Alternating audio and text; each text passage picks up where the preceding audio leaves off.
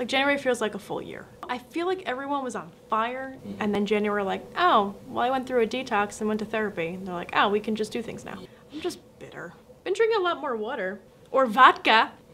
So maybe that has to do. I just became an alcoholic in 2020. Just kidding, but really. Hi everybody, welcome to the Ask Ashley Is This show. I am your host, Ashley Owens, your personal networking concierge. And on this show, we talk about your tactical tips and practical takeaways in networking, tools and resources, introductions from great referral partners, and things that,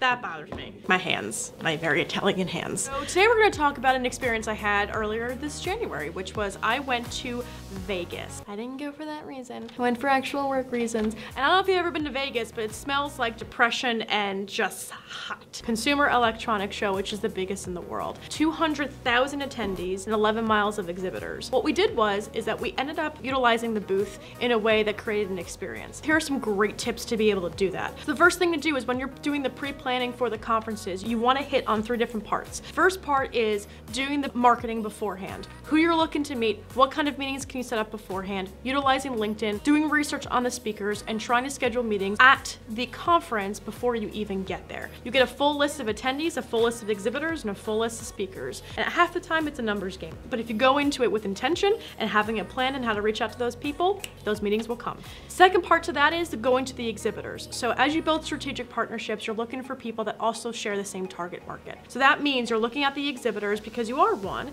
and seeing if there are people that you can partner with. So as your team is behind the table, either the owner or one of the other business development managers goes around and talks to people and tries to build up those relationships because you've got 3 days at the same conference and it's a great way to meet new people and utilize the space. You don't have to wait for the happy hours. You don't have to necessarily wait to accidentally meet them on the coffee line. One of my clients actually did a great thing and she created a proof of concept binder and she put the logo of each of the vendors that she wanted to work with, and she didn't have a booth. And she went over and we were all tasked to go to each of these exhibitors and talk more about that company to see if there might be some collaboration opportunities. But then they were presented with a proof of concept binder with that logo, so it looked customized and very intentional. The third part of that is having a strategy at the booth. Make it an experience. People are always looking to grab free off the table, free swag, whatever. I'm a sucker for free swag. If you're going to make the booth an experience, it's a demo that you're showing and then something else that is also bringing people over. At the CES conference, I worked with a company that made 6 different types of furniture. You can use augmented reality to resize it within your home, and then it gets shipped to you after 2 weeks from locally sourced material. We created a flow. The flow was doing a demo of how to utilize the tool. What the furniture was a promotional marketing tactic that they used before I even came on, and we created a WTF show. So now people that are interested in the product, they would come over, they would sit down and give me 30 seconds about their WTF moment of the conference. So it took them away from the craziness, gave them a chance to sit down,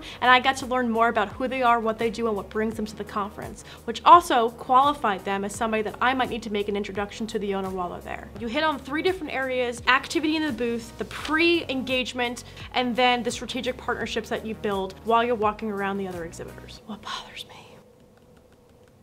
Over-talkers, people who like to over-talk things. A great lesson that I learned when I took sales training. As you're providing them with the agreement, not the proposal, but the agreement, you just keep talking about your credentials and how great you're gonna be at everything. Shut up. Just let them stew on the information you provided. If you continue to explain every goddamn little piece of process, you're going to bore them and they're gonna feel like you're overcompensating because you can't really do the work. All right, everybody, thank you so much for watching. Oh, wait, did I put the babishka? Vodka. Sponsor. Drinking now. See you next week.